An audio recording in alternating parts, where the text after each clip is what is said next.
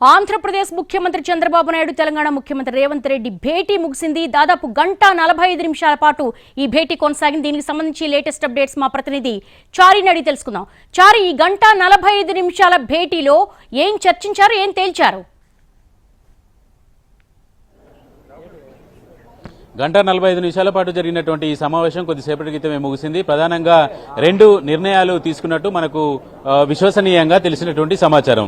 ఎప్పుడైనా సరే విభజనకు సంబంధించినటువంటి సమస్యలన్నిటి మీద కూడా అధికారులతో కమిటీ, మంత్రులతో కమిటీ ఇవన్నీ వేస్తూ ఉంటున్నటువంటి పరిస్థితి. గతంలో కూడా ఇలాంటి ప్రక్రియనే కొనసాగించారు. ప్రస్తుతం ఈ రోజు జరిగినటువంటి ఈ సమావేశంలో ప్రధానంగా రెండు రాష్ట్రాలకు సంబంధించి రెండు రాష్ట్రాలు చెప్పినటువంటి సమస్యలన్నిటినీ నోట్ చేసుకున్న తర్వాత అధికారుల లెవెల్లో జరిగేటువంటి సమస్యల పరిష్కారానికి సంబంధించి ఉన్నతాధికారులు రెండు రాష్ట్రాలకు సంబంధించినటువంటి ఉన్నతాధికారులతో ఒక కమిటీ వేయాలని నిర్ణయించారు. ఈ కమిటీలో సిఎస్లతో పాటు ఆయా శాఖలకు సంబంధించి విభజనకు సంబంధించి సమస్యలు ఉన్నటువంటి ఆ శాఖలకు సంబంధించినటువంటి సెక్రటరీలు కానీ ప్రిన్సిపల్ సెక్రటరీ స్థాయి అధికారులతో కమిటీ వేయాలని నిర్ణయించారు. ఇక రెండవ అంశం చర్చలు అలాగే సంప్రదింపులు, రాజకీయపరమైనటువంటి నిర్ణయాలు తీసుకోవాల్సినటువంటి అంశాలకు సంబంధించినటువంటి విషయాలని చర్చించడానికి మంత్రులతో కమిటీ వేయాలని నిర్ణయించారు. ఒకటి ఉన్నతాధికారులతో కమిటీ, రెండవది మంత్రులతో కమిటీ. రెండు రాష్ట్రాలకు సంబంధించినటువంటి మంత్రులు ఈ సమస్యలకు సంబంధించి లింక్ ఉన్నటువంటి శాఖలకు సంబంధించినటువంటి మంత్రులతో కమిటీ వేయాలని నిర్ణయించారు. తెలంగాణ నుంచి శ్రీధర్ బాబు అలాగే పొన్నం ప్రభాకర్ ని ఈ కమిటీ మంత్రుల కమిటీకి ప్రపోజ్ చేసినట్టు తెలుస్తుంది. ఈ ఇద్దరి పేరు మంత్రుల కమిటీలో ఉండేటువంటి అవకాశం ఉంది. మరి కాసేపట్లో ఇద్దరు ముఖ్యమంత్రుల సమావేశం ముగిసిన తర్వాత మీడియాతో మాట్లాడతారనేటువంటి సమాచారం అయితే ఉంది. ఇప్పటి వరకు కన్ఫర్మేషన్ లేదు. దానికి సంబంధించి ఏర్పాట్లన్నీ కూడా జరుగుతున్నాయి. గంటన్నర పాటు జరిగినటువంటి ఈ సమావేశంలో రెండు రాష్ట్రాలకు సంబంధించినటువంటి సమస్యలు, ఏ సమస్యలు తెలంగాణ నుంచి ఉన్నాయి, ఏ సమస్యలు ఆంధ్రప్రదేశ్ నుంచి ఉన్నాయనేటువంటి దానికి సంబంధించినటువంటి అంశాలన్నింటినీ కూడా కూలంకషంగా చర్చించారు. అధికారుల లెవెల్లో జరిగేటువంటి సమస్యలన్నింటికి కూడా ఓ కమిటీ వేశారు. మంత్రుల స్థాయిలో చర్చించాల్సినటువంటి అంశాలు, రెండు రాష్ట్రాలకు సంబంధించినటువంటి విధానపరమైనటువంటి నిర్ణయాలు తీసుకునేటువంటి అంశాలన్నిటికీ పరిష్కరించేందుకు మంత్రులతో కూడా కమిటీ వేసినట్టు తెలుస్తోంది. అంటే ఇరు రాష్ట్రాల సీఎంలు ఏమైనా మీడియా ముందుకు వచ్చే అవకాశం ఉందా, లేకపోతే శ్రీధర్ బాబు అడ్రస్ చేస్తారా మీడియాను? రైట్, ఇప్పటి వరకు మనకు ఉన్నటువంటి సమాచారం ప్రకారం రెండు రాష్ట్రాలకు సంబంధించినటువంటి ముఖ్యమంత్రులు మొదటిసారి తెలంగాణ సీఎం రేవంత్ రెడ్డి, ఏపీ ముఖ్యమంత్రి చంద్రబాబు నాయుడు భేటీ అయ్యారు కాబట్టి ఇద్దరు కూడా మీడియాని ఉద్దేశించి మాట్లాడతారనేటువంటి సమాచారం అయితే అందుతుంది. అయితే ఇప్పటి వరకు ఉన్నటువంటి సమాచారం అది ఇద్దరు ముఖ్యమంత్రులు మీడియాని అడ్రస్ చేస్తారని, ఒకవేళ ఆఖరి నిమిషంలో రెండు రాష్ట్రాలకు సంబంధించినటువంటి మంత్రులు కలిసి బ్రీఫింగ్ చేస్తారనేటువంటి చర్చ కూడా ఉంది. అయితే మరి కాసేపట్లో దీనికి సంబంధించి క్లారిటీ వచ్చేటువంటి అవకాశం ఉంది. ముఖ్యమంత్రి మీడియా సమావేశానికి సంబంధించినటువంటి ఏర్పాట్లన్నీ కూడా తెలంగాణ ప్రభుత్వం ప్రజాభవన్లో ఏర్పాటు చేసింది.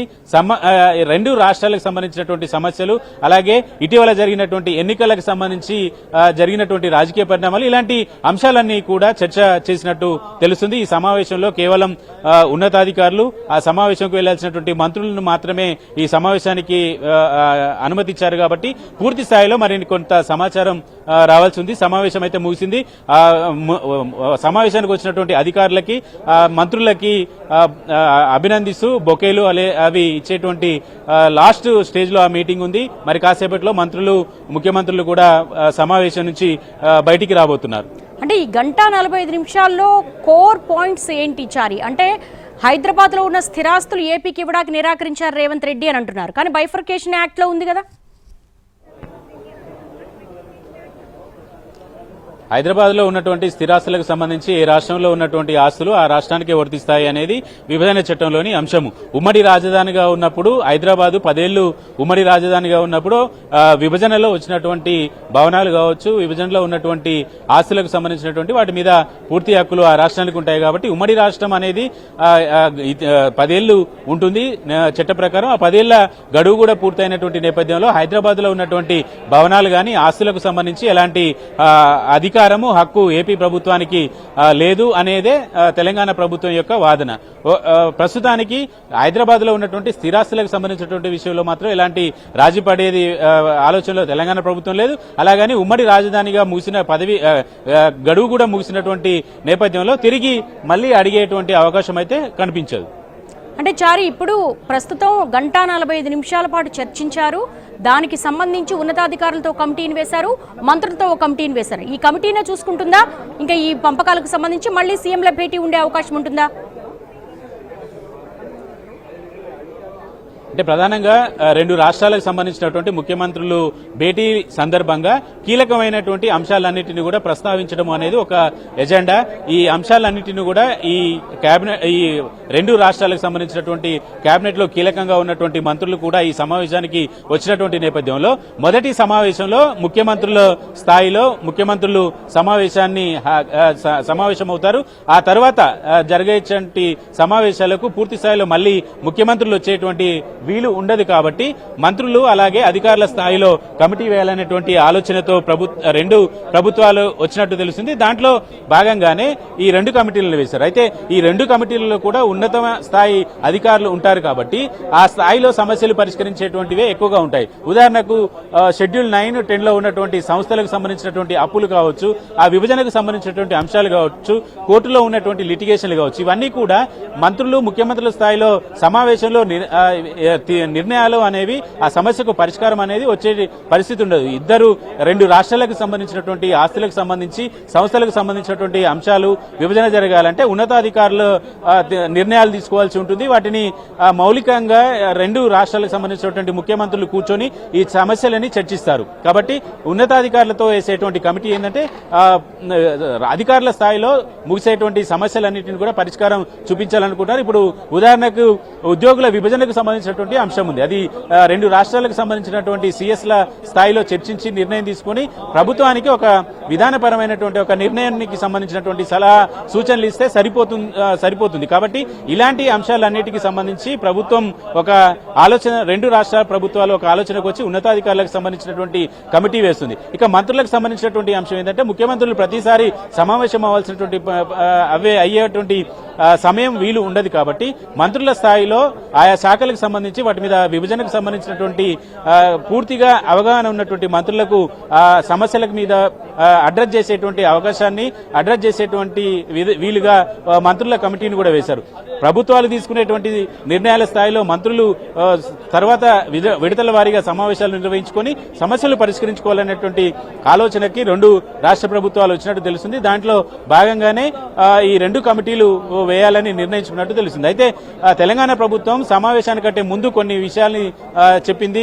టీటీడీకి సంబంధించినటువంటి అంశము, విద్యుత్ సంస్థలకు బాకీ ఉన్నటువంటి వాటన్నిటిని చెల్లించేటువంటి అంశము, కృష్ణపట్నంలో వాటా కావాలని, మచిలీపట్నం పోర్టులో వాటా కావాలని, ఇలాంటి అంశాలన్నింటినీ కూడా ప్రధానంగా తెర మీదకి తీసుకొచ్చింది. వీటి మీద ఏం చర్చ జరిగింది ఏంటి అనే దానికి సంబంధించినటువంటి చర్చ అయితే ఇంకా కొంత రావాల్సి ఉంటుంది. ప్రస్తుతం మనం సమావేశ మందిరం పక్కన ఉన్నాము. ఈ సమావేశానికి సంబంధించి ఇప్పటికీ రెండు రాష్ట్రాలకు సంబంధించినటువంటి ముఖ్యమంత్రుల భేటీ అయితే పూర్తయింది. అందుకు సంబంధించి వెహికల్స్ ని, కాన్వాయ్ ని కూడా సిద్ధం చేసినటువంటి పరిస్థితి కనబడుతుంది. ఓవరాల్ గా రెండు రాష్ట్రాలకు సంబంధించి ముఖ్యమంత్రుల మొదటి సమావేశంలో కొంత సమస్యల మీద చర్చించారు.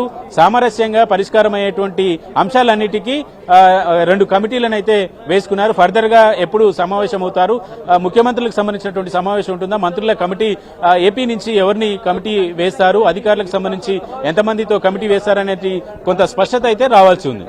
చారి, భేటీకి ముందు మీరు ఒక మెయిన్ పాయింట్ చెప్పారు. విద్యుత్ బకాయిలకు సంబంధించి 24,000 కోట్ల రూపాయలు బకాయి ఉంది, దాని మీద పట్టుబట్టే అవకాశం ఉంది. అలాగే ఆంధ్రప్రదేశ్ డిమాండ్ చేస్తున్న 7,000 కోట్లు బకాయి మాకున్నారని. సో ఈ రెండు అంశాలకు సంబంధించి వాళ్ళిద్దరి మధ్య ఎటువంటి డిస్కషన్ జరిగింది? బకాయిలకు సంబంధించినటువంటి విషయంలో రెండు రాష్ట్రాలకు సంబంధించి ఆర్థిక పరిస్థితి అంతంత మాత్రంగానే ఉంది.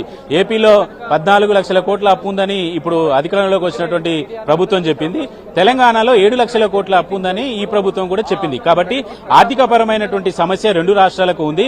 ఒకేసారి ఏపీ ప్రభుత్వం 24,000 కోట్లు తెలంగాణ ప్రభుత్వానికి చెల్లించే పరిస్థితి ఉందా అనేది పెద్ద ప్రశ్న. కాబట్టి ఈ విద్యుత్ బకాయిలకు సంబంధించి, విద్యుత్ సంస్థలకు సంబంధించినటువంటి బకాయిలకు సంబంధించినటువంటి అంశంలో అధికారుల కమిటీకి ఈ చెల్లింపులకు సంబంధించినటువంటి విషయంలో చర్చించేటువంటి అవకాశం అయితే కనబడుతుంది. అధికారుల కమిటీకి దీన్ని సూచించేటువంటి అవకాశం ఉన్నట్టు తెలుస్తుంది. పూర్తి స్థాయిలో మరి కాసేపట్లో ఈ సమావేశంకి వెళ్ళినటువంటి మంత్రులు కావచ్చు, అధికారులు బయటికి వస్తే తప్ప అధికారికంగా ఏం నిర్ణయాలు తీసుకున్నారనేటువంటి స్పష్టత రాదు. కాబట్టి మరి కాసేపట్లోనే ఈ సమావేశానికి వచ్చినటువంటి మంత్రులు, అధికారుల కూడా బయటికి వచ్చేటువంటి అవకాశం ఉంది. పూర్తి సమాచారం అప్పుడు ఈ సమస్యలను అన్నిటి మీద చర్చ చేశారా, లేదంటే అధికారుల కమిటీకే ఈ బాధ్యతలను అప్పగించారా, ప్రైమరీగా రెండు రాష్ట్రాల ముఖ్యమంత్రులు రాజకీయ పరంగా ఎలాంటి విధాన నిర్ణయం తీసుకున్నారనేటువంటి స్పష్టత మరి కాసేపట్లో రావచ్చు. అంటే ఓవరాల్ గా మీరు ఈవినింగ్ నుంచి అక్కడ కవర్ చేస్తున్నారు కాబట్టి ఫస్ట్ స్టెప్ కొంతవరకు కూడా ఒక సానుకూలంగా సఫలమైందని అనుకోవచ్చా? సమావేశము 1:45 జరిగినటువంటి ఈ సమావేశంలో రెండు రాష్ట్రాలకు సంబంధించినటువంటి ముఖ్యమంత్రులు, రాజకీయ పరిస్థితులు, ఇటీవల జరిగినటువంటి ఎన్నికలకు సంబంధించినటువంటి అంశాలు, పరిపాలనకు సంబంధించినటువంటి రేవంత్ రెడ్డి తీసుకుంటున్నటువంటి నిర్ణయాలకు సంబంధించినటువంటి అంశాలు కావచ్చు, వీటన్ని ఇద్దరు ముఖ్యమంత్రులు, ఇద్దరు మంత్రుల మధ్య కూడా కొంత సరదా సంభాషణ జరిగిందని మనకున్నటువంటి సమాచారం. పూర్తి స్థాయిలో మన ఉదయం నుంచి తెలంగాణ ప్రభుత్వం ఏం డిమాండ్ చేయాలనుకుంటుంది అనే దానికి సంబంధించినటువంటి అంశాలన్నింటినీ కూడా ఆంధ్రప్రదేశ్ ఏం కోరుకుంటుంది అనే అంశాలన్నింటినీ కూడా తెలంగాణ ముఖ్యమంత్రికి ఒకరు షేర్ చేసుకున్న పరిస్థితి అది కాబట్టి, అయితే వీటి మీద ఎలాంటి నిర్ణయం తీసుకుంటారు, ఈ మొదటి సమావేశంలోనే నిర్ణయాలు తీసుకొని ఫైనల్ గా పరిష్కారానికి వచ్చేటువంటి పరిస్థితి ఉండదు. కాబట్టి ఈ కమిటీలు అనేవి సమస్యల పరిష్కారానికి కొనసాగింపుగా చర్యల్లో భాగంగానే కమిటీలు వేసినటువంటి పరిస్థితి అయితే కనబడుతోంది. అంటే 5 గ్రామాల విలీనానికి సంబంధించి తిరిగి తెలంగాణకి ఇవ్వడానికి కేంద్ర హోంశాఖకు లేఖ రాస్తామన్నారు. ఏ సందర్భంలో వచ్చింది?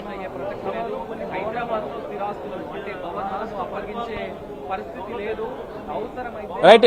ఖమ్మం జిల్లాకు సంబంధించి 7 మండలాలని రాష్ట్ర విభజన తర్వాత ఆర్డినెన్స్ తీసుకువచ్చినటువంటి నేపథ్యంలో వాటిని తెలంగాణ ప్రభుత్వం తప్పుపడుతుంది. 7 మండలాలకు సంబంధించినటువంటి ఏదైతే ఆంధ్రప్రదేశ్కి ఇచ్చారో పూర్తి స్థాయిలో ఆంధ్రప్రదేశ్ ప్రభుత్వం 7 మండలాన్ని కూడా వెనక్కి ఇవ్వాలనేటువంటి ప్రతిపాదన మాత్రం తెలంగాణ ప్రభుత్వం ఏపీ ముఖ్యమంత్రి ముందు పెట్టినటువంటి సందర్భం అయితే కనపడింది. అయితే దీనికి సంబంధించి పూర్తి స్థాయిలో కేంద్రం ఆర్డినెన్స్ తీసుకొచ్చి చేసినటువంటి నిర్ణయం కాబట్టి దీనిపై కేంద్ర ప్రభుత్వం యొక్క జోక్యము అవసరం ఉంటుంది, కేంద్రం యొక్క నిర్ణయం తీసుకోవాల్సి ఉంటుంది. కాబట్టి కేంద్ర ప్రభుత్వానికి లేఖ రాయాలనేటువంటి చర్చ అయితే జరిగింది. కానీ దాని మీద కేంద్ర ప్రభుత్వానికి లేఖ రాయడం వల్ల 7 మండలాలు వస్తాయా, లేదంటే 7 మండలాలు కావాలి అని ఆంధ్రప్రదేశ్ ముఖ్యమంత్రిగా ప్రమాణ స్వీకారం చేయడానికి కూడా అభ్యంతరం చెప్పినటువంటి చంద్రబాబు నాయుడు ఈ రోజు 7 మండలాలు కాదని చెప్పి వాటి మీద కేంద్రానికి లేఖ రాస్తామనేటువంటి ఆలోచన చేస్తారంటే అది కొంత చూడాల్సి ఉంటుంది. ఆ చర్చ ఏపీ నుంచి ఎలాంటి చర్చ జరిగింది అనేది అయితే ప్రస్తుతానికి మనకు అందినటువంటి సమాచారం ప్రకారం 7 మండలాలని మాత్రం ఖచ్చితంగా తెలంగాణకి ఇవ్వాలంటుంది. కానీ పోలవరం ప్రాజెక్టు పూర్తి కావాలి అంటే పూర్తి స్థాయిలో ఆ 7 మండలాలు కావాలని డిమాండ్ చేసినటువంటి చంద్రబాబు నాయుడు ఈ 7 మండలాలు వెనక్కి ఇవ్వడానికి సంసిద్ధత వ్యక్తం చేస్తారా, లేదంటే దాంట్లో ఇప్పటికే ఈ గ్రామాలన్నింటినీ కూడా కొన్ని నీట మునిగినటువంటి నేపథ్యంలో మిగిలినటువంటి గ్రామాలనైనా సరే తమకు ఇవ్వాలని తెలంగాణ ప్రభుత్వం ఒక అడుగు వెనక్కి వేస్తుందా, ఇలాంటి అంశాలన్నీ కూడా ఇంకా చర్చ జరగాల్సి ఉంటుంది. కాబట్టి దానిపై ఇంకా కొంత స్పష్టత రావాల్సి ఉంది. ముఖ్యమంత్రుల సమావేశం నుంచి బయటికి వస్తే వాటి మీద మరింత స్పష్టత వచ్చేటువంటి అవకాశం ఉంది. Right Chari, thanks for the live updates. ఇరు రాష్ట్రాల సీఎంల